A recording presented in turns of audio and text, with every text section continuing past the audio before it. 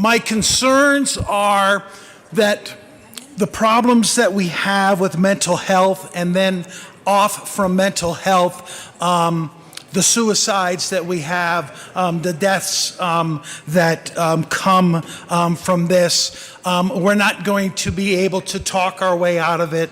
We're not going to be able to do it with therapy and pharmaceuticals, and that we're not talking about the number one killer of children between the ages of 1 and 19, which is firearms.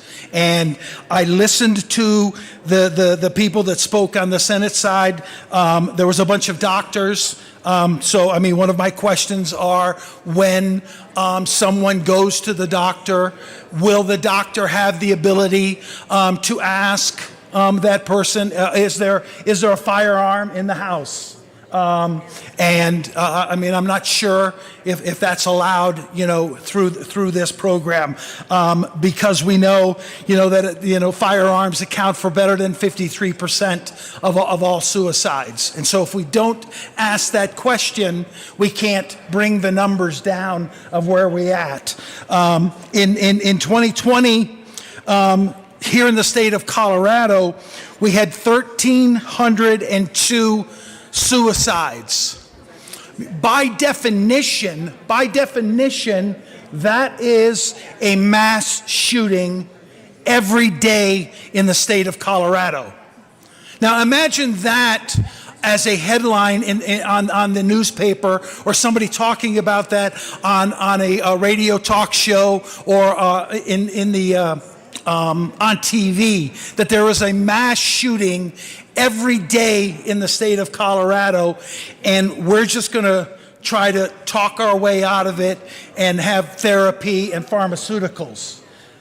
The thing that's killing people, by and large, in a majority of the time, better than 50% of the time, is firearms. And we have to make sure, and that's why here I've supported, safe storage.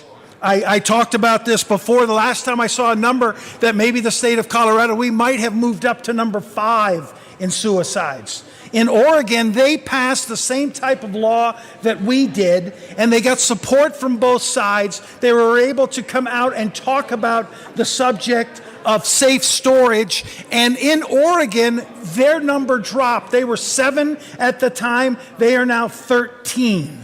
Okay, and that's from talking about it. I listened in on the Senate side when they were talking about it. I was disappointed to hear one of the prominent members of the minority party who was on that committee, who didn't seem to know about the suicide problem that we're having in our rural areas. One of the other senators talked about being on the Eastern Plains and how it was affecting his community, and this prominent senator thanked him for telling him. I mean, I know that we have the number 1 county in the United States for suicides. We have 2 of the top 15 in the United States. My hope through all of this is that we flush it out some more, make sure that the doctors can talk to the people about safe storage in their homes, provide them with what they need to keep those firearms safe, to keep these kids and these family members alive. So thank you for your work on this, and I look forward to following along.